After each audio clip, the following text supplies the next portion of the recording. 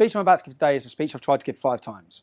All 5 times it's been cancelled at different universities. So one time I was even given in prison to stop me giving this speech. The most recent time was York University. I was invited to give a speech on free speech, ironically. It was cancelled. Because it was cancelled, I've been invited here today by citizens of York who still want to give me an opportunity to have my free speech. So today I'll give the discussion that they tried to stop. And to the people who tried to stop it, rather than going to 250 students in York University, this will now be played to hundreds of thousands of people around the world. You failed.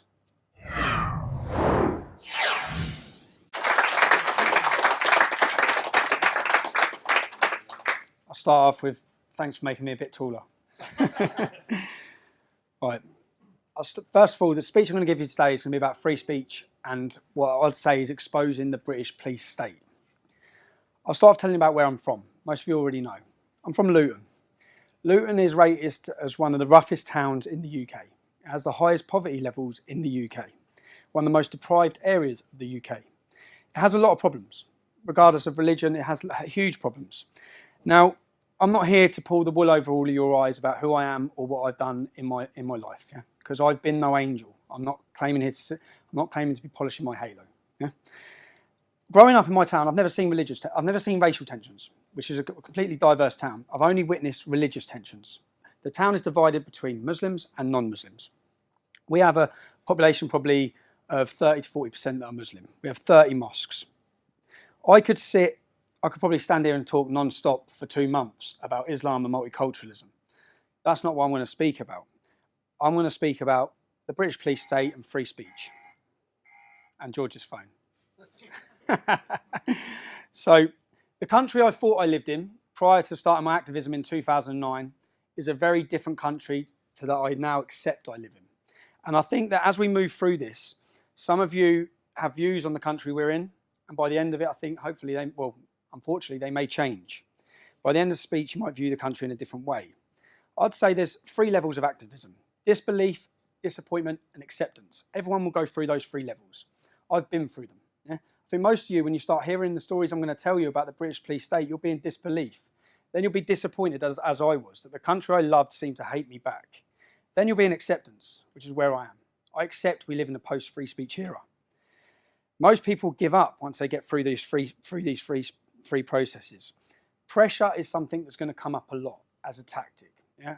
And it's a reason for that. It's a way of silencing and stopping. And this may get repetitive because I'm going to talk about arrest after arrest after arrest, motivations for these arrests. I'll start off talking about how it all began, why it began.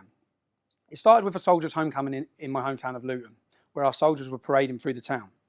Now, I was there that day. I've grown up in Luton. I've witnessed Muslim demonstration after demonstration after demonstration.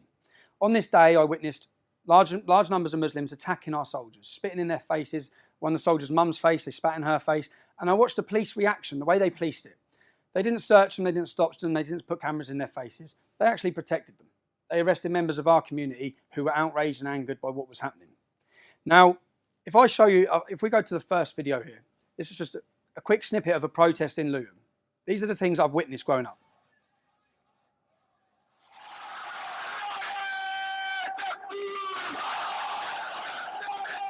This is thousands and thousands of Muslims. And the reason why I'm doing this is to show you the comparison of why we felt angry.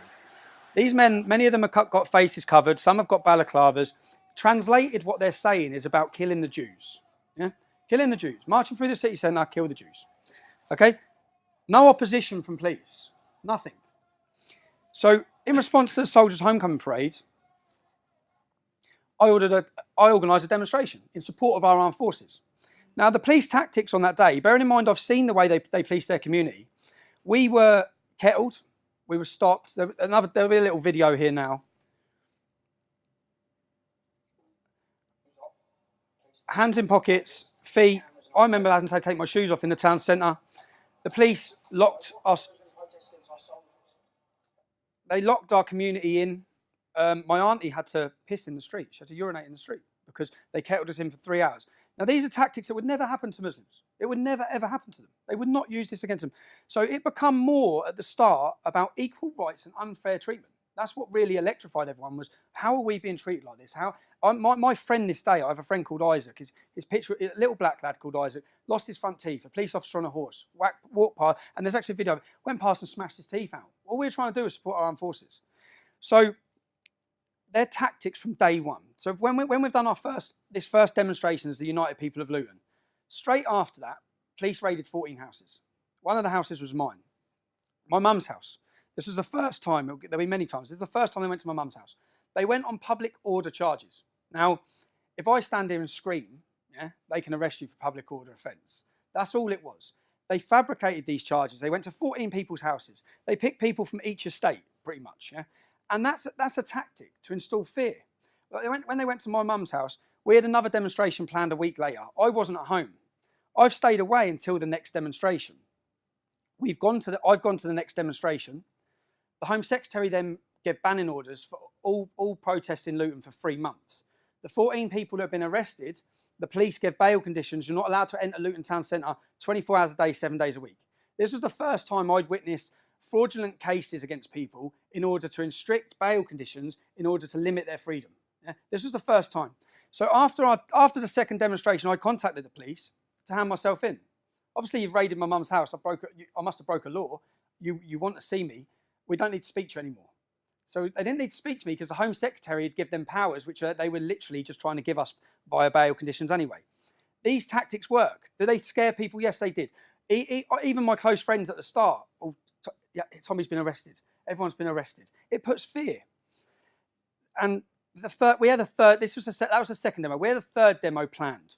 On the day of the third demo, there's a lot of problems. It was all getting highlighted to the whole country what was happening. We had a third demo planned, but we cancelled it.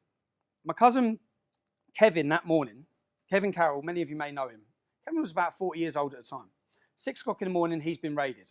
I remember getting a phone call. I was laughing at the time. I found out that Kev's been arrested. And he had been arrested, and this is where they choose the dates. So he'd been arrested on the day of our third demonstration. The offence he'd been arrested for was the original soldiers' homecoming, when Muslims were screaming in our armed forces' faces. Kevin, on camera, called them wankers. That's it. He's never been arrested in his life, never been in trouble in his life, lived a straight life his whole life. Here he is getting dragged out of bed at 6 o'clock in the morning, taken through the courts for calling terrorists, because most of them now are in jail for terrorism, for calling them wankers. That same day, and they held that arrest for that date to prevent the third demonstration, but which we'd cancelled anyway. That same day, I'm driving in my car. Police pull me over. I'm arrested on suspicion of driving a ringer, a stolen vehicle.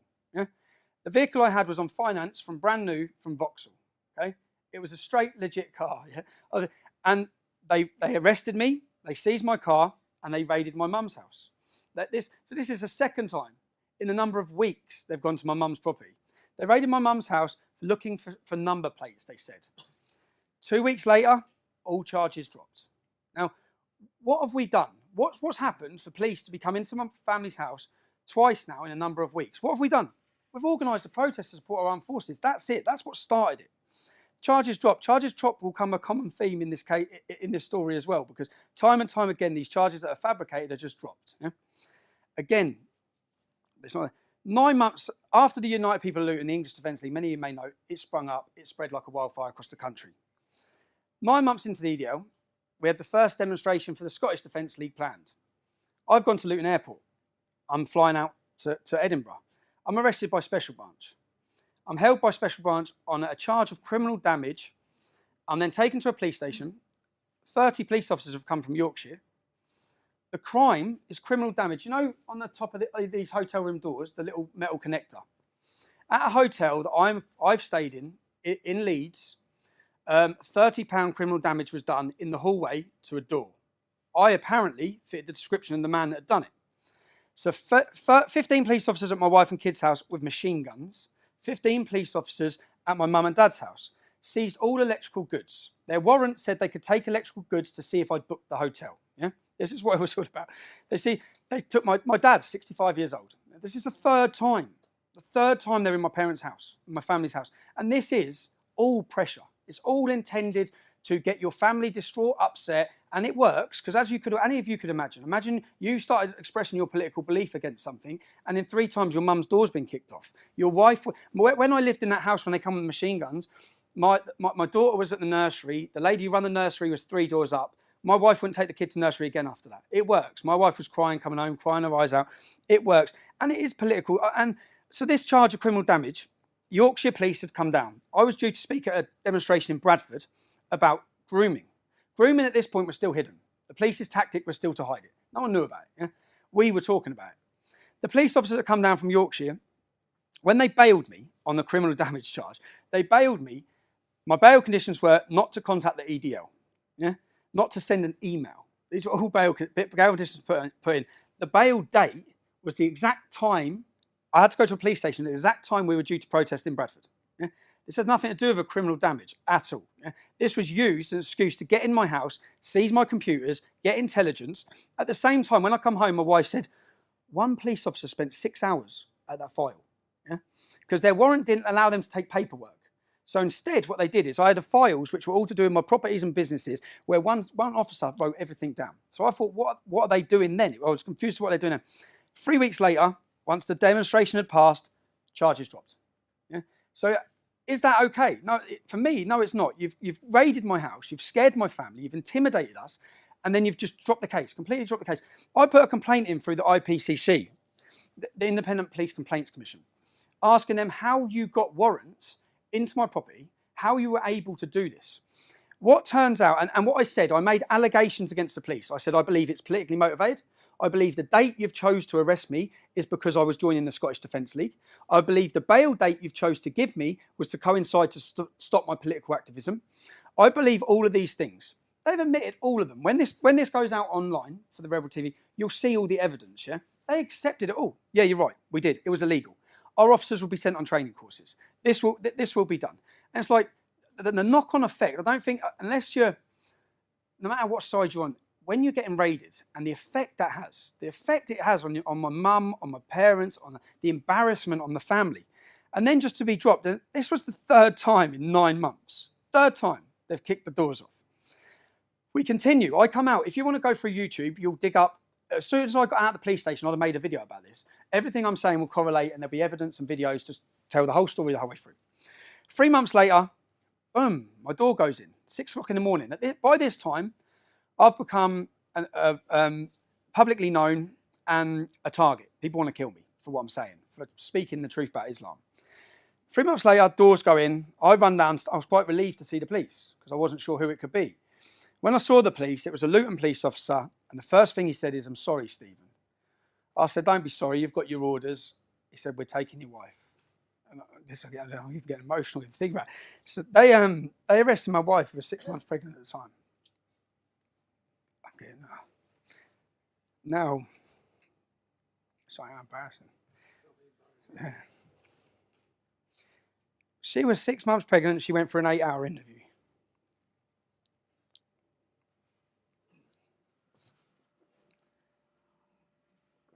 They arrested me as well. We were arrested on tax evasion and money laundering. My wife sat a 6-hour interview where she was told she was looking at 7 to 8 years in prison. When I come out, she was broken and begging. The cases were from this, they froze my assets. At the time, I had 2 businesses. I had 7 properties. For a young man, I was successful and doing well. My passion was making money. But then the reality for me was it didn't matter how much money we make or how much we want to move into nice areas. The problem will be left to our children for the next generation if we ignore it. What have I done? This is the 4th time of arrests. What have I done? I've started speaking about Islam. That's it. What have we done? What has my wife done? She's done nothing. Now, we were rebailed. My wife answered bail and so did I every 6 weeks for 3 years. And every time, so waiting all the time for the case, waiting all the time for the charge. They closed our businesses. They put us on a restraining order that meant you're allowed £250 a week to live on. Now, if you spend over that £250 a week, you get 18 months in prison. These orders were brought in to deal with terrorists. They were being put on us for speaking about terrorists. I'll be honest, out of everything I've dealt with over 8 years, this was the most difficult thing to deal with, because it was something, getting punched, getting aggression, I could deal with that. This was impossible to financially live and have any ambition to do anything. This lasted for 4 years, this restraint. 4 years. It's unheard of. No charges brought. I had no charges brought. So this innocent until proven guilty. The Labour government passed these new laws where they didn't need a crime. When they come in to arrest us, they didn't have a crime. They're looking for one. They didn't have a crime. And when I say they went back through, they forensically investigated everything I'd done in my life, going back 10 years.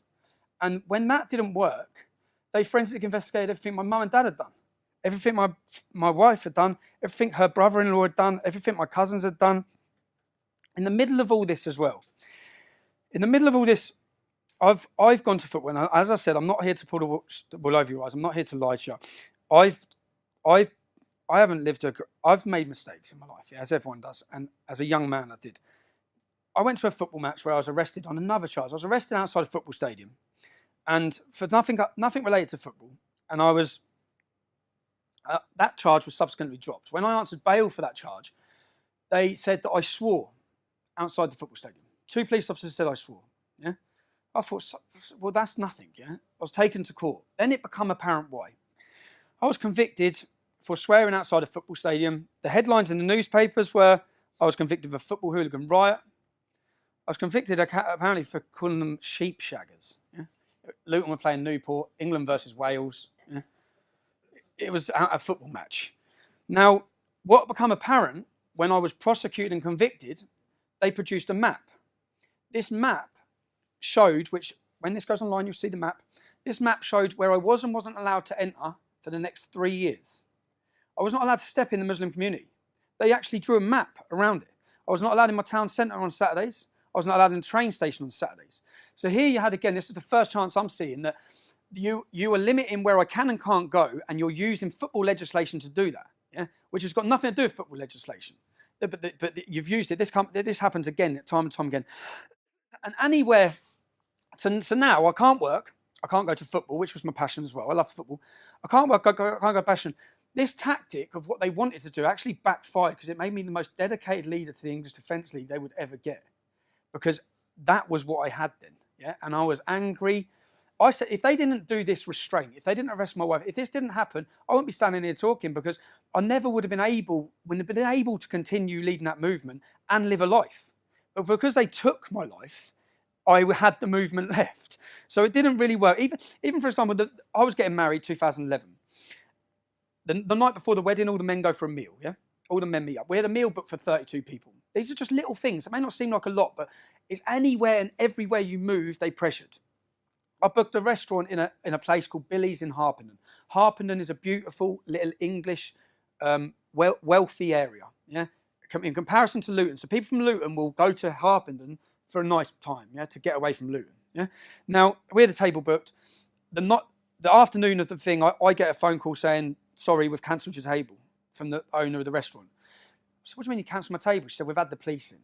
So I said, look, just wait there, I'm coming to see you. So I went to see her, I walked in and see her, and she said, you? I said, yeah, because I've been going to this restaurant for years. Now, the difference is, in this restaurant, this is a completely, exclusively white town, yeah? There's no black people there. Most of my best friends are black, right? So people in this town would remember. I've been going there since 17, 18, 19 with my group of friends. So the manager said, you're always in here. I've had the police in here telling me there's loads of far-right racist troublemakers, and there'll be trouble here tonight. We'll have to have police on duty. I said, I'm coming for a meal. I'm just coming for a meal with all of my family from the night before our wedding. So it didn't work, because once she met me and she knew me, my cousin used to work in the venue, so I spoke to her. She allowed us to have the restaurant, but every little place that they could employ a little bit of pressure. And we haven't even started yet on where it goes. So I was ready for threats.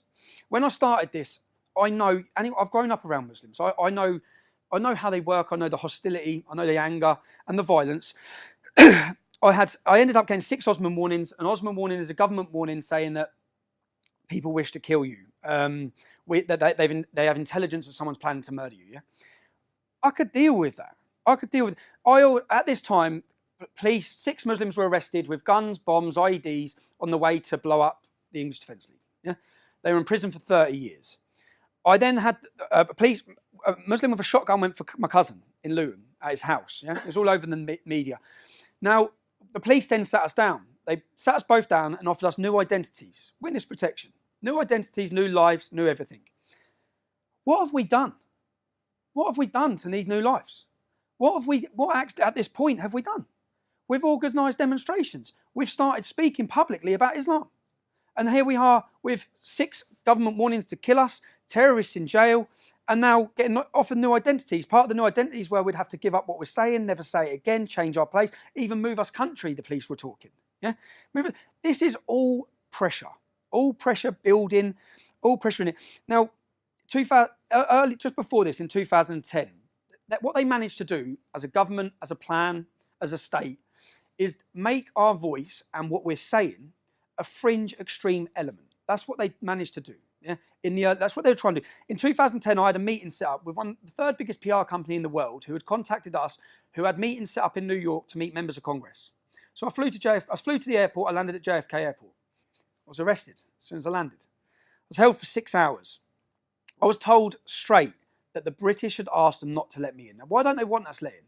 Because our message may go mainstream if we're set with influential people. They're managing. No one who's influential in this country will sit with us, will listen to us, will talk with us. The political correctness is that powerful. It's a different story in the States. If we're talking the truth, a politician will sit with you. So that's where we were at. We were going to meet members of Congress. They stopped us. 2011, I thought, and the whole way through this, to be successful or to get anywhere, we had to be prepared to do 2 things: get killed and go to jail. Because if we weren't willing to do that, then no one would have listened anyway, because no one would have heard what we're saying. So 2011, I decide, I know I'm not getting in America, so I think I'm going anyway. And I think I'm morally right to go. And I'm going with a warning to America of what's happening here. I go.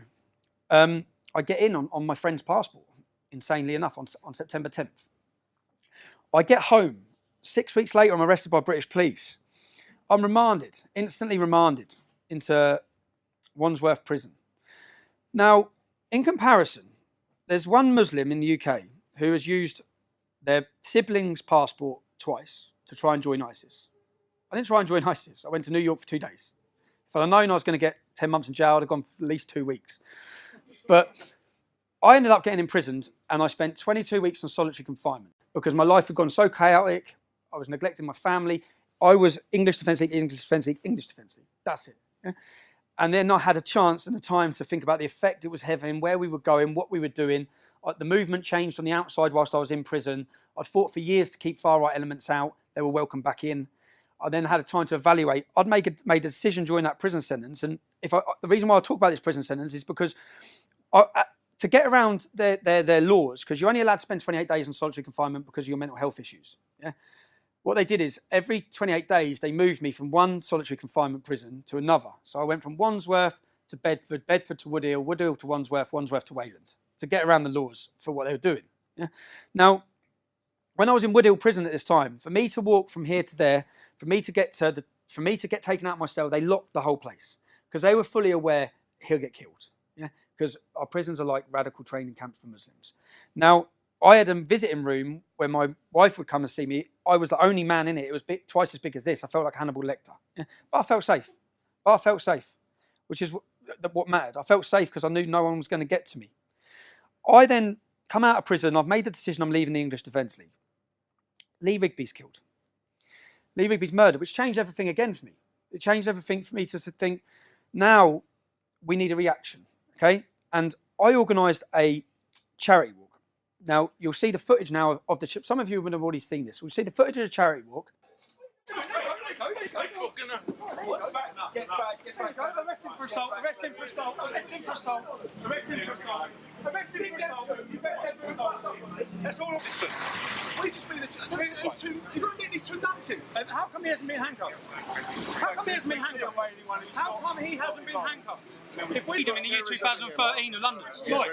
Mike, look, we've been arrested on Armed Forces Day doing a charity walk. Yes, this is year 2013 London. Okay, come on, mate. Because we want to walk. Unbelievable. We were doing a charity walk at that time for this darling Amelia May. The police the night before the charity walk come to see me. They come, Scotland Yard police officers come see me in Luton. I met them in Luton, and they sat down and said, we don't want you to walk through Tower Hamlets. Now, my charity walk was going from A to B, a straight line. I said, why not? They said, because of the Muslim community. I said, what about it? They said, well, the mosques. I said, I walk past 8 mosques every Saturday to go to football in my hometown. We're sitting in a Muslim restaurant. I met them in a restaurant called Imak Grill, which is a Muslim-owned restaurant who I went to school with a kid, full of Muslims. I sat there like, look around you, this is where I live. What are you talking about? And they would rather you went around. You'd rather me take a, 10-mile detour? Because there's some Muslims there. I said, that's my capital city. For me to get to A to B, are you telling me I can or can't? They said, no, we're not telling you can't, we're asking you. I said, well, no, I'm not. I'm going to walk from A to B. Okay, there's no zone that I'm not walking in London because there's a few Muslims in it. So what it turned out is that the Muslim leaders had come out publicly and said, we don't want him walking through our community. Now, some people, this would sound far-fetched and amazing to. I'll go back to another story. So in Birmingham, we were holding a demonstration. Now, I read online that a Muslim had hit a police officer with a brick and he'd been arrested. I then read on one of these Socialist Workers' Party websites, chat forums, that 200 Muslims with the imam had turned up to the police station and they'd told him they better release him. And I read that the man was released without charge, yeah? Now, I didn't believe it. So now I've had a meeting with Birmingham Police, the hierarchy, about a demonstration. And I've run it by the copper, our liaison officer. And he said, yeah. I said, what? What, you let him go? And he said, well, look, we have to weigh up a situation, Tom. Yeah? If those Muslims would have rioted in Birmingham and it would have spread to Bradford, to Oldham, he said, we could have nationwide riots over one man, over an arrest. I said, that's insane. I said, so who's in charge of the law in Birmingham? Is it you or is it the imam? I said, it's the imam. It's not even you. So when you see this, if I'd have walked through Tower Hamlets, they've already been warned. It was in the paper. They've been warned by the leader of the East London Mosque. We will not control the youth. Yeah? They've been warned of a riot. This is Aldgate. That was at Aldgate East border. So Tower Hamlets is say there. Yeah, I get to hear they let 2 men walk in front of us who assault us. Now they'd have thought we reacted to it. We didn't. It was a pure setup. I guarantee those 2 men are police. They worked for the police. They'd done that to then arrest us. I'm then arrested. Now, this is where the collusion comes up. The Crown Prosecution Service are supposed to be independent from the police. So the police would arrest you, gather the evidence, put it to the Crown Prosecution Service. They decide if you're arrested. Now, you can watch the long version of that video. We are walking, we get attacked, we are then arrested. Right? Now, you've already been wrongfully arrested. We're charged. I'm then charged by the police, taken to court 3 times. Why? Because as soon as I was charged, the police gave me bail conditions not to enter the borough of Tower Hamlets. I spent over 6 months not being allowed in the borough of Tower Hamlets. The minute those conditions were released, what I said is that the police are creating, at this time our argument was you're creating a Sharia zone for people who oppose Islam. You're creating a zone that we're not allowed to walk through. And as soon as my bail conditions were off, I said, I'm bringing the English Defence League to Tower Hamlets. Yeah? But in response to it, I organised a demonstration to go to Tower Hamlets. The Home Secretary, our now Prime Minister, they imposed conditions saying we weren't allowed in Tower Hamlets. We went to the High Court. Even at the High Court, the police put the charges against myself. We went to the High Court, and their argument was, which they admitted in court, we're not worried about the English Defence League. Yeah? What we can't control is the reaction waiting for them. So what we're going to do is we're going to limit your freedom, what you can say, where you can protest, when you can protest, because mob rule works. Yeah, unfortunately, it works. They're going to smash everything up. They're going to write, we can't do that. I'm then arguing. It become an argument about the police. I'm then arguing with the police, saying that after this demonstration, I'll come on my own and protest in Tower Hamlets if I want to. I won't bring the English Defence League. I'll come on my own. Straight after that demonstration at Aldgate East, I was arrested. I was arrested and charged because my speech went 6 minutes over the allotted time. I was then given bail conditions not to enter the borough of Tower Hamlets. So all of these tactics of keeping cases going, of fraudulent arrest, is all to limit where you go and what you're doing. Right, I'll show you another video now. So I had, bearing in mind, 6 weeks prior, Muslims have been arrested in a car with guns and bombs on their way to kill and target us. I get a phone call from my family saying there's a car full of Muslims following us. Yeah, and my family would have been spotted. I took my kids to a party in Luton. I walked in the party, I saw the ginger convert, Roger Ibrahim Anderson. He calls himself Ibrahim Anderson. I grew up with this kid, yeah? He's now in jail for ISIS terrorism. Now, I walked in, I saw him. He was on his own with his kids. I'm with my kids taken to a party. I looked, nothing happened. I thought, sound, he's with his kids, I'm with my kids. 10 minutes later, when the other dad said, mate, you need to look outside. I've looked outside, there's about 60 waiting up, big bearded mullahs. So then 6 of them have come in. I've gone into the kitchen when they've come in. I've given my kids to the woman and say, look after my kids. I've gone into the kitchen. I was trying to find something to protect myself with as they come in. Police have come from everywhere. Yeah? So from this, they've seen members of my family. Yeah? They're then following the members of my family weeks later. I get a phone call saying that they're following this. So I said, I'm on my way. So I'm in town. I jump in the car. I'm racing 100 miles. I'm racing as fast as I can to get to the road. I come screeching into the road. When I come screeching into the road, they're all standing outside. And then you'll see a video now. You'll hear the Muslims are all there. Play the video. It's hard to see because it's on old camera. You can see all the silhouettes up here. They're all shouting, come on, come.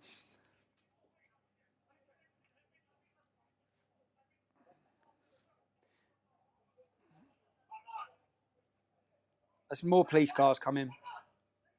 They're outside our house. Yeah? This is in a cul-de-sac where they don't live. What was the police's reaction to this?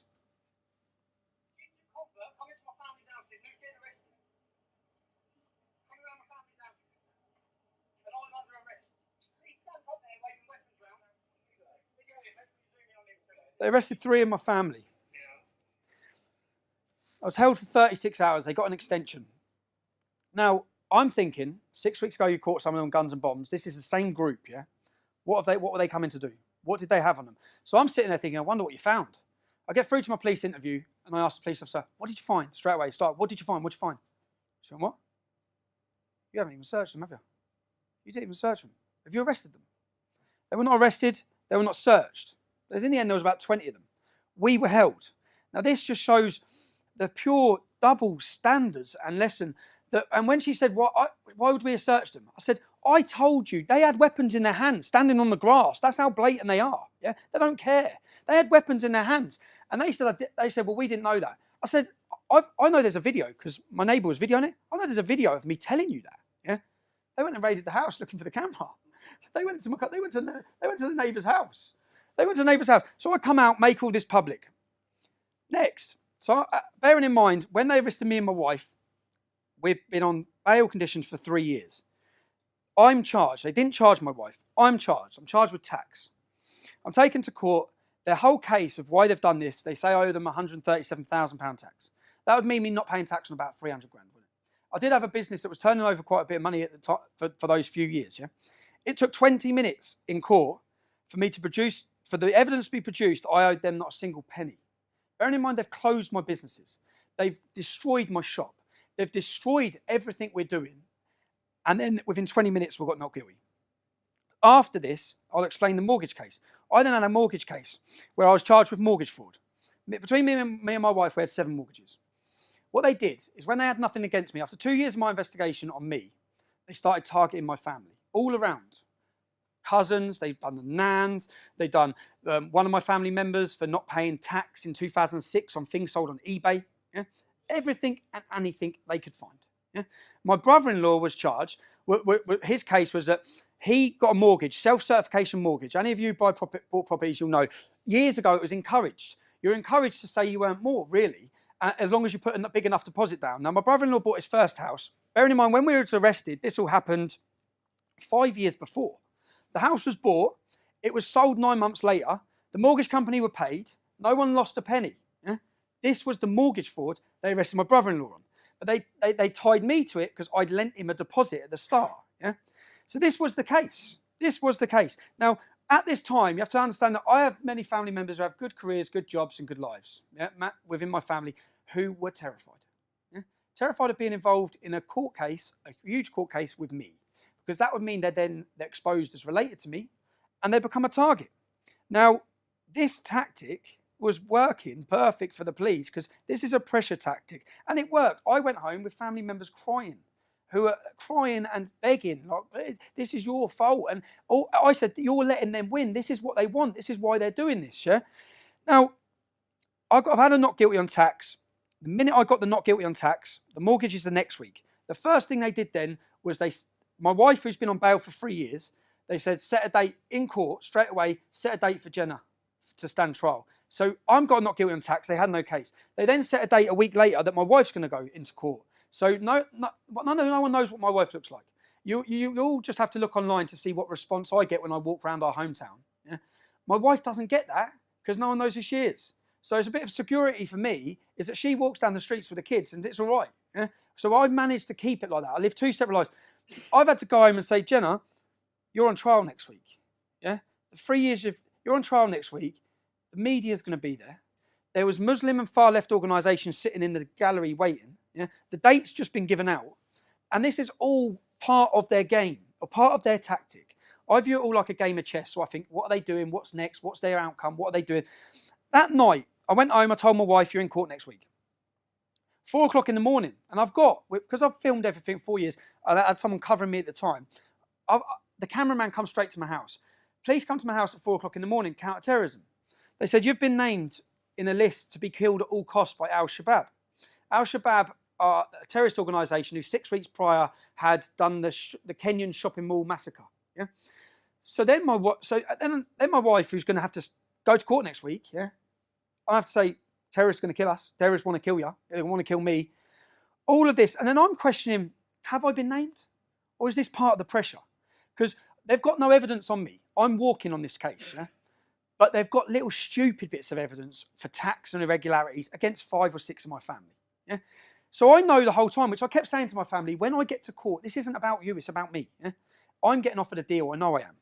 So, and again, my views are my views. They're not my wife's views. They're generally not my wife's views. She despises it. So I get to court. I say to my wife, I walk into court, I'm offered a deal. Plead guilty to these charges, we drop the family. Yeah? The charges they wanted me to plead guilty to would have resulted in 5 years in prison. And again, all of this is documented through documentary makers, which will be coming out soon, is I walk outside and I ring my wife. I say, look, I've been offered a deal, I'm getting 5 years, but don't worry, everything's dropped against you, blah, blah, blah. My wife's crying hysterically, saying, please don't, 5 years is too long. Bearing in mind, we know I haven't done it. We know what this is all fabricated in order to get in a position. So I go back in and refuse to deal. I say, I'm not taking the deal, because 5 years is a long time as well. It's a long effect on my kids, and at the time I'm weighing it all up. They then swear the jury in. They swear 3 Muslims in on my jury. 1 PCSO. So I'm sitting there thinking, how can you have a PCSO as my jury? Yeah. 1 PCSO. I'm ready to go through the trial. Just before the trial stops, they stop it. Stop. They come out again, because bearing in mind, they can't have me getting a not guilty. Because if I get a not guilty for everything they've just done, everything they've fabricated, I'd be able to destroy them on what they've done. Yeah? So they offer me a deal again. Now this deal, the first thing I say to the solicitor, what's the maximum I can get? The maximum I can do. He said 18 months. I weighed it up. 18 months means serving 6 months in prison. I'm taking that straight away, and they're leaving everyone else. So I say, give me an agreement. I want it in writing. When this goes online, you'll see all the written agreement. Yeah, the written agreement was, we will drop the case against your wife. We will drop the case against Neil, which was another relation. We will drop the case. We will not take proceeds of crime, which means all the assets I've had frozen, my properties, will be released back to me. Now, I took that deal, so I went to jail. I got 18 months. Bearing in mind, what the crime was that my brother-in-law filled a mortgage form out wrong. The mortgage company didn't lose no money. No one lost no money. I'm then taken to Wood Hill Maximum Security Prison. That's one of the worst prisons in the UK, where it houses some of the country's most prolific Muslim terrorist extremists. I'm took there for this. Someone's filled their form out wrong. As soon as I get there, the difference is that when I was in there in 2011, 2012, when I was in there on solitary confinement, as I've said, they locked the whole prison to get me from A to B. This time, I'm just put straight on the first night centre. So straight away I'm thinking, well, this ain't right. I'm going to get killed here. The door opens. It's a Royal Marine, an ex-Royal Marine who's now a prison officer. And he said, when we come to get you, do not leave this cell. Your life depends on it. Yeah? I went, all right. Shut the door. Half hour later, my door opens. He's there with 2 other men. Yeah? You're going B wing. I said, I'm not going anywhere. Yeah? He stepped straight in. If you don't go, I'm going to arrest you. So he was giving me a way out. I said, arrest me then. Yeah? He arrested me, took me straight to the way you get arrested. You go to the block. Yeah? Took me straight to the block. When he's talking to me, he said, you know where they were taking you? I said, where? He said, you know the 6 that are in for planning to kill you, that got 30 years? I said, yeah. He goes, they're putting you with them. He goes, Rach, I've got the name. I don't think I put the name in my book. The woman who, because I checked who made the decisions afterwards, the woman who made that security decision to put me there, like even that screw that told me, he said, she'd have been done for corporal manslaughter. Yeah, she would have got done because you'd have got killed.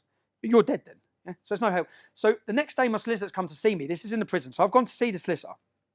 I've sat down with my solicitor. Afterwards, there's a waiting room like this. The door's open on the waiting room. I've seen the beards straight away. I got locked in the room. Yeah? I got locked in the room and violently beaten up and battered. The Sun newspaper ran a headline saying, like it was funny, Tommy gets done. Yeah? Tommy gets done. And there was I lost my teeth. I was beaten up. And they're supposed to be, that cannot happen. There has to be a duty of care in prisons for prisoners. You're not allowed to put, if someone's from one gang and someone's from another gang, they're not allowed to be near each other. Yeah, that's what they do. You're putting me, the most prolific and hated man from Muslim terrorists, because I've committed blasphemy and criticised their prophet, and you're giving me on a plate to them. The only thing that I was lucky was that I could tell by the Muslims, when they locked me in the room with them, they didn't know I was coming in. Because their faces looked like, oh my God, he's in the room with us. Yeah? And then it just went off. But if they'd have known I was going to be in that room, they'd have had chivs, they'd have had blades, they'd have been waiting, and I wouldn't be here. Yeah? But someone pulled strings to do that. Someone pulled strings to put me on B-Wing. Someone pulled strings the next day to put me in there. Someone it can't be explained, and I'll get onto other prison sentences where exactly the same happened. I'm then taken to Winchester Prison, luckily, because by this point, my family on the outside are contacting MPs. There's a campaign on the outside to try and keep me safe from people complaining and contacting across the country. I was getting letters, legal privilege letters coming in where people were sending letters to their MPs, going to their MPs, saying what's happening to him in there. Yeah. So then I was moved to safety of Winchester Prison. I say safety, still have a few problems, but there's not as many Muslims in that area of the country because it's a local Cat B. Now, I was in there, coming to the end of my sentence, I get a visit. Which I think is a legal visit. I sit down, there's two men, younger than me, smart, dressed in suits. We're from a secretive organisation based in Scotland Yard called the Met Intelligence Bureau. Yeah? The Met Intelligence Bureau, and what are your plans when you get out? Because when I left, I made it public, I opposed the far right. They were trying to sell this to me that if you help us, if you want to do your country a service, then you'll be helping us by uniting the right. Yeah? Uniting the right. When you get out, basically, we want you to unite the right. We want you to get close with Britain First. We want you to work with Paul Golding. We want information. We want this. Be their grass. Yeah? Be their informant. They want their words. We want control of the anti-Islam reaction. So if there's a terrorist attack, they want control. They want to stop any, which we are going to see in this country, unfortunately, they want to stop any far-right attacks, yeah, by uniting it and having their man at the top. Yeah? So I said, so hold on. I shouldn't be here. You've terrorised me to stop me leading the EDL. A doesn't know what B's doing, yeah? And now you're asking me to help you. I said, and stupidly, they said, well, what are your plans when you get out? And stupidly, I explained, you've froze my assets. Now, when I get out, luckily, I've had 7 properties. Yeah? I had them I bought them all when I was young. The market went well. They were in loot, and I think like last year they went up 20%. I've been lucky. When I get out, I'm selling the properties. I'm getting back in the building game. That's what I'm doing when I get out. I said, you will not hear me talk about Islam again. Because that's how I felt at that moment. Being in prison, away from my kids again, away from my wife, I thought, I've done with this. I'm done with it. I then get out of prison. I walk out of prison, I get a licence. My licence conditions, bearing in mind I'm in jail supposedly for mortgage fraud, my licence conditions are not to contact the EDL. What's EDL got to do with mortgage fraud? That is the clear, and again, all of these things will be put into the video. It's clear that this was a political case. It's clear that everything that's happened is political. I then say to my probation, my friend Paris Okai, he died of a drug overdose at this similar time. Yeah? And I want to go to the funeral. And for this funeral, there would be 1 or 2 people going that were EDL. Now, if I associate with EDL, I'm recalled. So I said, there's going to be EDL people there. You can't go. I said, I can't go because I can't. It's mortgage fraud. This is the thing, the little things. I've then rang my solicitor because my assets, which I've agreed already in a legal documentation that I signed to go guilty, that you're releasing all my stuff. Yeah. I then contact my solicitor and say, I still can't use banks. I've been out of jail a number of weeks. My assets are all still frozen. What's going on? My solicitor receives contact from the police, and I've got the letter saying I now have to pay them £325,000 or I do 4 years in jail. Yeah. And I said, how can they do that? Because what they're saying is they opened up a proceeds of crime criminal lifestyle investigation. But I've pleaded guilty under an agreement that wouldn't happen. Yeah? Because otherwise I wouldn't have pleaded guilty because you didn't have a case. At this time, we will not charge Jenna Lennon. At this moment, charges will not be brought against Jenna Lennon. That was the one word, at this time. So that was at this time. We're no longer at this time. I'm like, what? So you can now you're trying to take. So they've added up the equity in the properties, and we're taking it. That's it. So we're taking it to court, and we're taking it. Or you do 4 years in jail. I get a phone call from MIB, who saw me in jail. Yeah? Agree to work with us, Tommy. This financial problem goes away. Yeah? This is the dark side of a state. I hear Jihadi John, yeah, and I heard Cage saying he was persecuted. They targeted the family. They done this. They probably did. Yeah, and it hasn't made me go cut people's heads off. So there's no justification what it's made him go and do. Yeah, I've never felt anything like that. Yeah, but I fully understand where we're going with the deep levels that the security services will go to get people in positions. Because what happened then was I went to court to argue, how can you do that when I pleaded guilty? The judge actually sided against the police on 325,000. He then decided to take 125,000. I walk out of court. I'm contacted by the police straight away. The court order's been given. I've been given legal documentation. I've got to pay 125 grand. We'll make it so you pay £1 a month. You'll never have to pay that money. Yeah? I said, I'll pay the money, man. I'm selling the house. Piss off. It's not happening. Go away. Yeah? What they thought was that they had me in checkmate position, yeah? Where I ain't going to want to give them 125 grand. I'm going to give them information or agree to work with them. Never happening. That's what I said. I'm not going to be anyone's bitch or grass. It's not happening. I've actually got now, thanks to a donation campaign that was put up recently, I've had a country's top QC go through this case. I've got it in black and white documentation, which will soon be put to the courts, that everything they did was illegal. That the money they took off me was impossible to do. Yeah? If it's any consolation, I've been told, the judge, the prosecution, and the defence all got it horribly wrong. Well, that's a mistake. That's not a mistake. You got me in a position where you had me, where you thought I'd work for you. This is where it gets worse. I'm then driving in a car, and all of this again, I've got the documentations, I've got the interview tapes. I'm driving in a car, I'm pulled over, three cars block me in. You're arrested for burglary. Burglary, house burglary. House burglary. Now, many things I've been or done, or people would assume with me. Yeah? Burglary? I'm then bailed, and at the time, I'm trying to work this out. I'm out of jail a month. I've got another 8 months left on licence. And I'm thinking, when you're on licence from prison, if I fail a drug test, yeah, for your arrest on burglary, they drug tested me. If I'd have failed the drug test, I go straight to prison for 8 months. So in my head, I'm thinking that's what this is about. Yeah? I then get released on bail. I get home. My wife says, Winchester Prison's been on the phone. You've left property there. So I get the number. Still got the number. Yeah, she gives me the number 0207. I thought, that's not Winchester, that's London. I ring the number. Tommy, it's Ollie from MIB. Yeah? The predicament you're in. I'm not in a predicament. He said, you are. He said, because if you're charged when you answer bail in 2 weeks, you're going back to prison for 8 months on recall. Yeah? So, and if you're charged, what do you think the media stories of this is going to be? You're going to be recalled to prison on burglary. I'll be honest, I cried my eyes out. I sat there and said, what am I meant to do? At this point, what do I do? I spoke to my wife and I refused it.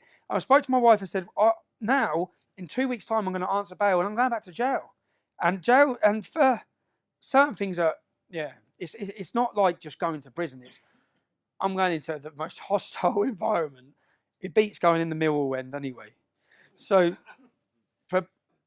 probation. I didn't have a meeting with probation. This has all happened. I'm invited to talk at Oxford University. So I tell my probation clearly, this is my moment to tell. I'm going to tell them everything you've done. I'm going to tell them about the Met Intelligence Bureau. I'm going to tell them about your licence conditions, your not letting me go to a funeral. I'm going to tell it all. Yeah? And my date's picked to go to the Oxford University. 4 days before I'm due to go to Oxford University, I take my children swimming, I get home, police are waiting. I'm recalled to prison. The reason they gave, someone tweeted me saying they're going to rape my mum. Their name was 1488 Hitler.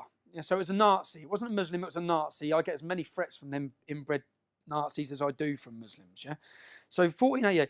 So he's going to rape my mum. Now my response to that was, he was looking for me, yeah, in Luton apparently.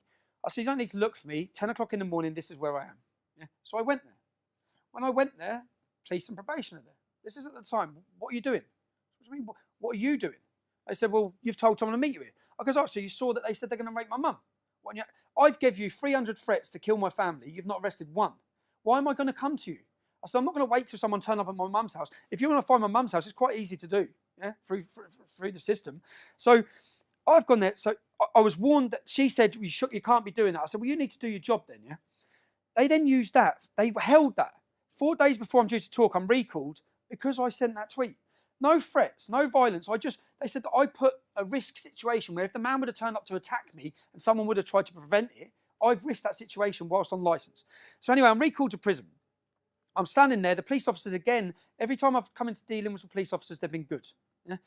It's not them. It's not I always say this. Anything, I don't have anger against British police. I have anger against the people pulling the strings. So I've explained to the police officer my experiences in other jails. Can you take me to Winchester?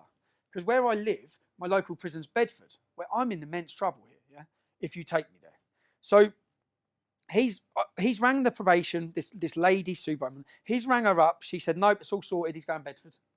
So I've been then taken to Bedford prison. I've walked into Bedford prison. I've looked at the first reception man. Remember, this is my local prison. I've looked at the man. I said, have you got a brother called Mark? And he did. I knew his brother just by his face. I said, I know your younger brother. And then he went through the system. So he's looking on the system at how many Muslims are on which wings and how long they're serving. Because that's a big difference. If I get put on a prison wing with Muslims serving 28 to 30 years, they're going to kill me. If I get put on with some doing 6 months, I might get in a fight. Yeah? So we've gone through it all. We've established that the majority of Muslims serving the most sentences are on A wing. The safest place for me is on B wing. He's gone upstairs to see the governor. He's come back down. I'm sorry, bro. I said, what? And I've got all these He said, I'm sorry, you're going on A wing. I said, we've just established we've just done that. He goes, I know. I'm sorry, man.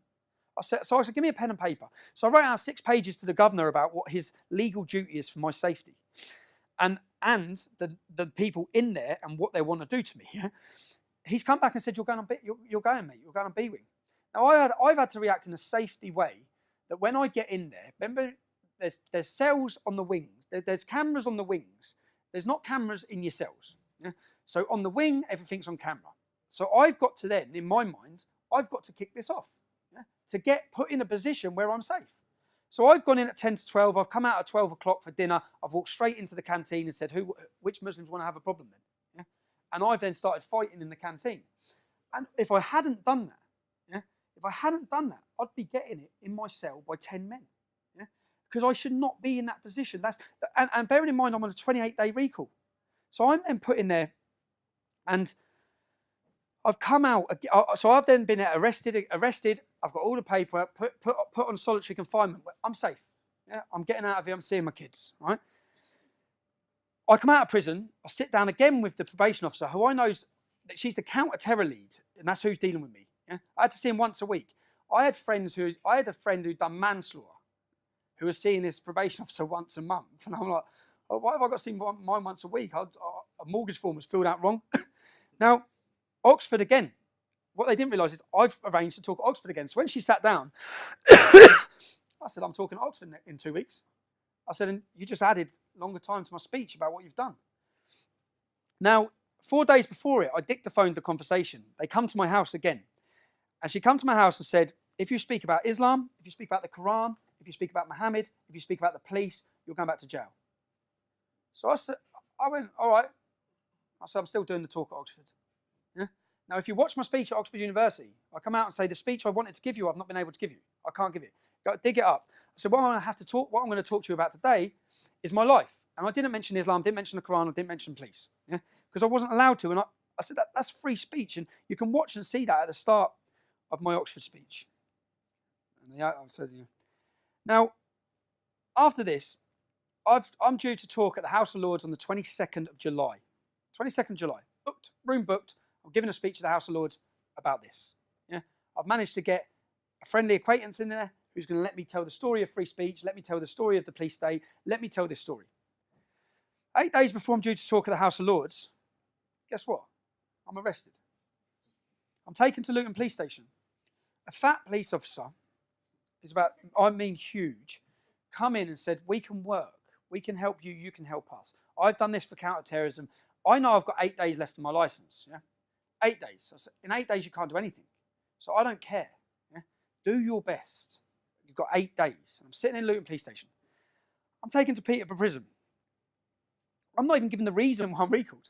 I'm taken to Peterborough Prison, And again, this is when I come out of prison each time. I come out of prison, so I'm not going to break any laws. No, I'm not going to get in trouble again. I'm not going to do anything. I'm not going to put my children through this again. And here I am twice in a situation again where I'm having to kiss my kids goodbye for something that I ain't done. And 8 days I'm recalled for. My license runs out on the 21st of July. Yeah? They held me past my license.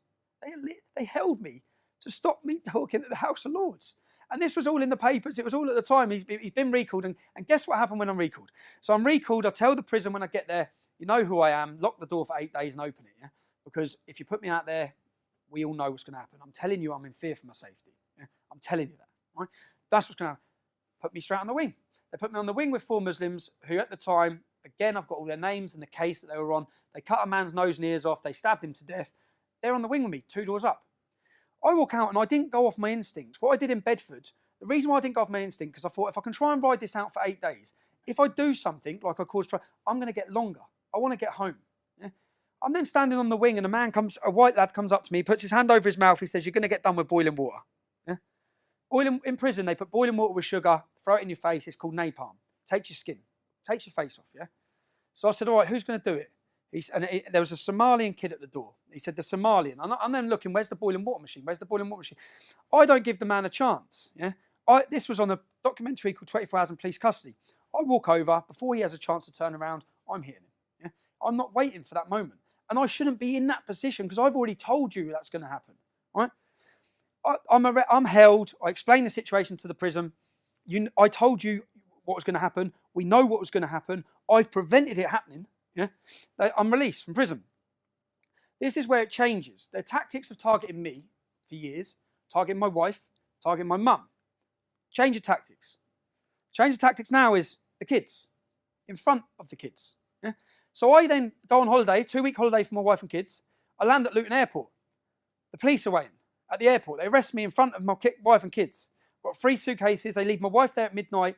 I'm arrested for a racially aggravated attack on the Somalian who was going to do me with boiling water in prison. Yeah?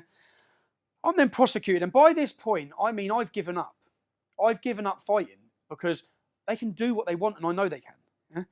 At this point, a friend in Canada set up a campaign to get me the best legal representation that money can buy. And it was for the first time ever, people donated in a huge way. Yeah? And I had the best legal representation. So I went to this court case. And when I was arrested, first of all, the clip that they showed me of me walking over and beating up this Somalian, the clip that they showed me was literally just that. And what I said at the time is, you need to cut 20 seconds before and 20 seconds after. You'll see the man stand next to me talking to me. You'll see him come up to my cell afterwards. Yeah? You'll see that what I'm telling you is correct. We hold on. They're not answering requests from the solicitor's office for the footage. They've only got that little snippet bit. When we get to court, we haven't got the footage of the 20 seconds before or after. Yeah? Luckily, I had a QC who tore it to pieces.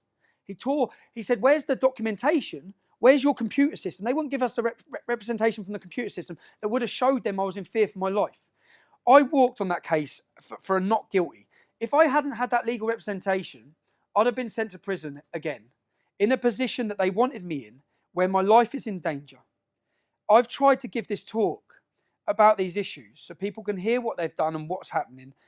I've tried to give this 5 times.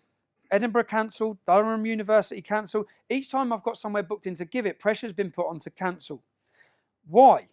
What have I done that warrants this? Again, that's what I'll ask. What is it I've done? I speak about Islam. I tell the truth. I'm honest about it. That change of tactics from my wife to then my children. You've had the arrest in front of my children.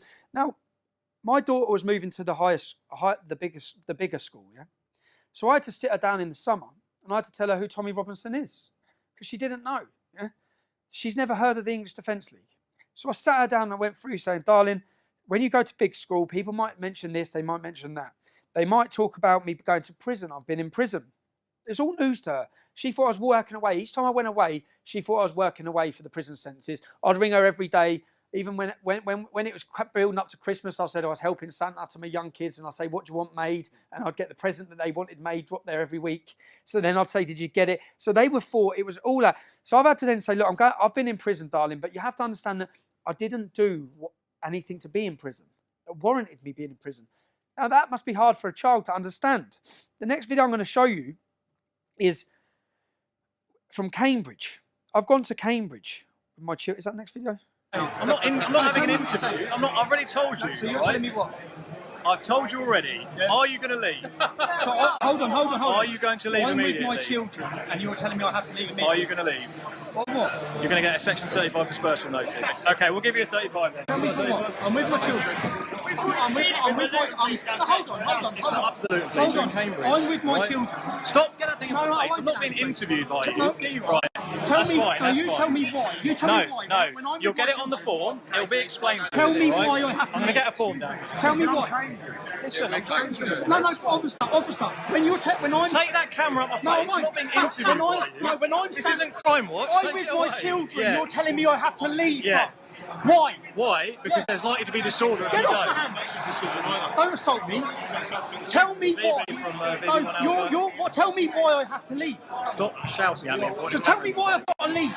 It'll be explained to you when you get yourself. How are you drawing a jurisdiction to where I do and don't go with my kids? Tell me. Tell me the reason. Shush! I'm trying to talk on my radio. Hold on, you've told me I've got to leave. Just trying not to take your hand away from him. He's touching my hand. I'm minding my own business. I'm minding my own business. You've come off the street to where I'm having a private drink with my family, and you're telling me I have to leave. I can't hear you, mate. I can't talk. We're upstairs. Tell me why I have to leave. Mate, you know this is ridiculous, yeah? You're from Luton. You know this is ridiculous. Tell me why I have to leave. At the end of the day, the boss has authorised a Section 35. But we've already cleared it. Why? I'm with my kids. We're allowed to stay. You haven't cleared it with the boss, have you? I'm with my children. It's my decision, mate. What sort of law? You're going to drag me down the street without What sort of law in a free country tells someone where they do? Mate, so the decision's been made locally. What sort of law tells a man with his children he has to leave a city? What is that about? Right. What is that about? What is that about? Freedom, democracy, Britain. What's that about? Quite simple. I should be. Do you want me to explain it? Tell me why then. Tell me why. The situation is, because of the lessons we've learnt in the past, we know that if certain groups stay within the city, I'm with my children. Okay. I'm with my children. Unfortunately, I'm with my family. Makes no difference. Same rule for everyone. Because if we It's make not the same one rule rule, for everyone. don't shout. There's loads calm of down. people from Luton. If you want me to explain it to you, then I will. But you're going to keep it calm. Yeah, go on then. Situation is, because of the fact that there's going to be a likelihood of violence if a group stays here from this match. You really think me and my 3 children are going to commit violence? Tell me the truth. What I'm saying is, do you think that? Listen. The way you're behaving now says yeah. Well, no, because you're coming up to me and my kids on a day out. I'm with my, you're coming up to me. Don't hit my hands. Don't hit my hands. You're hitting my hands. You're pointing in my face. You've come up to me. I'm with my family in a pub. You've come up to me. Scene you're making. Scene I'm making. Who made the scene? Go outside. I'm with my family. You're going to get arrested in a minute. Why am I going to get arrested in front of my kids? So you want to arrest me in front of my kids because what? Listen, you're going to talk yourself into this. I'm not talking myself into it. I'm trying to be reasonable. You're not being reasonable. You're telling me I have to leave the city. Yes. I'm with my family. Yeah. Why? Tell me why. It's already been explained. No, go on, why? I'll explain. You think me and my children are commit violence? I think there's likely to be. Look at the way you're behaving. Tell me. Look at the way you're behaving. Do you know how many people from this pub are in Luton? Why have you come up to me? Pardon? Why have you come up to me? You're part of a group. No, I'm not part of a group. I'm with my 3 kids. What group am I part of? You're with a group of people who've been identified as potentially being involved in violence. Are you for real? Yes. My daughter is 5, my son is 7, and my daughter is 9. You're not setting a very good example to them. You're not. You're meant to be a British police officer. Who are you serving and protecting? Who are you serving and protecting here? Shouting at me. Who are you serving and In a minute, protecting? the form's going to come. You're going to be given it. If you stay, you're going to get arrested. Who are you serving and I protecting? haven't got to answer this. Chris, This is not who an are interview. you serving and protecting? not an interview. Your job is to serve and protect. Who are you serving and You protecting? don't need to tell me I've seen my job. Lason's gone. He said, look, the other Luton I'll be where he said we're going to have to go. Who are you serving and protecting? I'm not playing this little game with you. It's not a right? game, mate. It I'm seems out like with it. my children. You're I'm going out to with be my given a children. dispersal notice. I've explained it to you. I'm not doing it again. When the officer gets here, you get the form. If you stay, you get arrested. It's as simple as that. I'm the area manager for a security company. Oh, yeah. The group that you're throwing out have been in the Prince Regent today with their children. Yeah. Caused no problems at all in there. They come in here, spoken to my head of security. He's saying that they've not Shall I have a chat with you away from this side? No, away from you. Come and talk away from this side. Why? Because you don't want people hearing the truth. I don't want to talk to No, you. you don't want to hear. You're No, being stupid. she's telling you she's seen my family all day. Stay there. Mate, what are you doing? Stay there. My 3 kids are here, bro. Stay there. So what are you doing? What are you trying to square up to me then? She's telling him we've been in here all day. Mate, can I work with you? Yeah, He's the sorry. boss. Yeah, sorry. I've already said you've not been good as gold today. I know, bruv. That's my missus and all. Is he missus? Yeah. Fair play. Respect her. Because she's just told him straight. I've told the coppers, you lot have been... No, but he's been sound as a pound, mate. You lot haven't been any trouble. I know. No aggravation whatsoever. Even your friend, I don't know if they were your friends at the time. They're not friends. They're not friends. But they've been no trouble either. We're not, girls, we're not getting forced to leave. You're not. You alright? Yeah, Sit down. that's my jacket. Where's your jacket, darling? Spencer, where's your jacket? No, Mason, Oh you shit, left yours he's in just my brought the car. jackets down. Have you got his jacket? Do you think you can set a good example? Yeah, yeah. That's all. Poppy didn't bring They know he's looting, he I know doesn't he agree is, but it's to us. embarrassing. I'll get your jacket, Spencer. No, he's here. Mate, he's on outside. I'm on side. You know, you're going to go, you've got to go one side.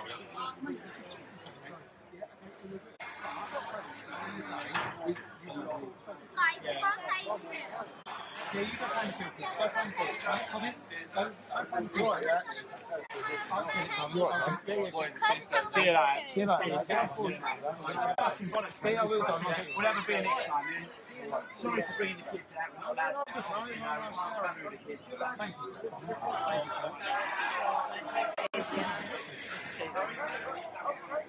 Mate, I agree with you. I mean, it's not like you haven't been abusive once or anything, so I don't get All it. this is every angle they can get. Lee, I'll shout you, brother.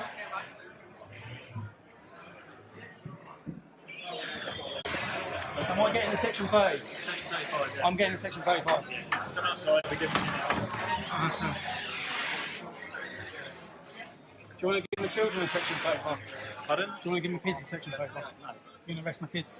You'll get arrested if you carry on. It's not working. What do you mean I'll get arrested? I think it's like 35. So we're going to get an escort of 5 kids to the station. 5? Look how many police officers there are here. I'm out with my 3 children. I'm out with my 3 children. I'm out with my 3 kids. 3 kids. Embarrassing, lads. I understand you've got a job to do and you've got a boss, but you must be embarrassed yourself. You must be embarrassed yourself. Us 3 and 5 I'm out with, kids we're to the out with our station. children. We've caused no problems. It's embarrassing, lads. I'm sorry, is that what I should do? You ready, kids? Come on, brother. Alright? Right, let's go. You get over there, did you? Let's just go. Did you get over there? Yeah. Yeah? That's alright, yeah. Come on, girls. Alright? Down. Come on, get your tissue from the back. We have to go. Come on. Come on, kids. Sorry. Come on.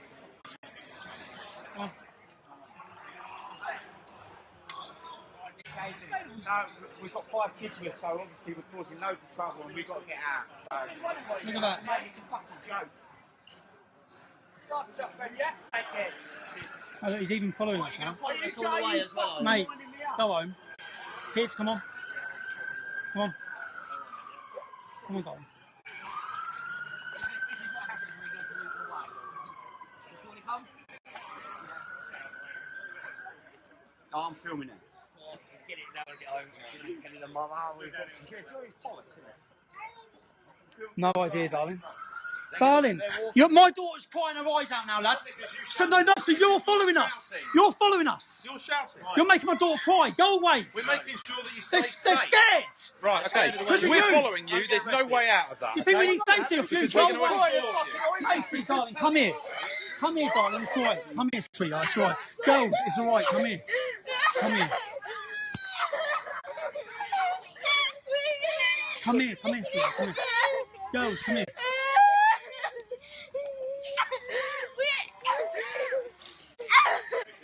You've terrorised my family. You've terrorised my children. You have terrorised my children. No, you've terrorised my children. Stop following us. You've terrorised my children. You've terrorised my children. They're kids trying to watch football. You've terrorised them. You've caused this, you bully. You horrible bully. Who's swearing?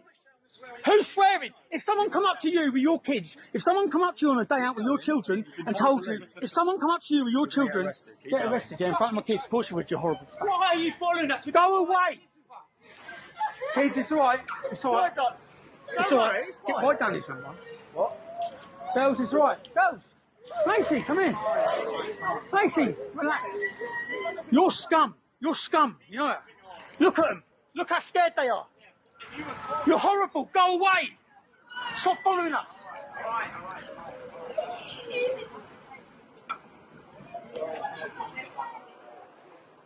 Alright, keep me down up here. Keep me down up. I can film you as well, mate. So. My daughter's crying her eyes out now, lads. So so you're following us. You're following us. Katie, Katie. Katie, stop, come on.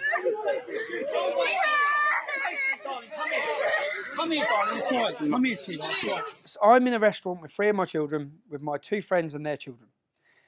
Police officers have come. You can watch the longer version of that. The links will all be put online. They come in and said, we're ordering you to leave the city. Leave the city now or be arrested. In Cambridge. Why have I got to leave the city? What do you mean leave the city? What sort of law is that? I'm having Saturday with my kids. Yeah? Are you going to leave the city? We're going to arrest you. So I think, I don't want to get arrested in front of the kids. I'll leave the city. So I walk out to leave the city. Then they follow us with the camera. Then they follow us with the camera. My children become hysterical and scared. Yeah? I said, you're scaring my kids now. Right? My youngest tried to run. And the car nearly hit her. Yeah? That's only when they stopped. They were following us. You can't stop us following you with a camera. Yeah? Now, this is, again, a tactic that it hasn't worked. Nothing's worked. Nothing's stopped me. Nothing's stopped me talking. I think some of them be scratching their heads, whoever's pulling the strings, thinking, how has he done that? How has he survived that prison sentence? And how is he still rabbiting on? Yeah? But my daughter, my eldest daughter, who I've already explained all these things to, she said to me the next morning, Daddy, I get it. I said, what's that, sweetheart? She said, the police. Because she's witnessed it. Yeah? And the next time I took my youngest to a Luton police, I took him to a Luton football game after this. When we went past the police, she grabbed my leg screaming and crying. Yeah? I haven't done that to her, they have. I've shielded my family, my children from everything that's happened, even from my politics. I don't speak to my children about Islam. They're children. They don't need to hear about Islam. The school, unfortunately, teaches them about it. So I've gone to the Euros. I've gone away to the Euros to watch football. I've got to France. My wife's rang me up. Police were all over the house. What time did they go to the house? 4:45. Right? Kids getting in from school. Police meat wagons at the house. What are they at the house for?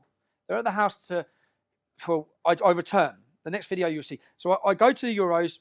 I spend 2 weeks in the Euros. My mum at the time is ill. I get a phone call saying she's been rushed into hospital. So I come straight home. I come home from the Euros, and you'll see this video now, if you can do that.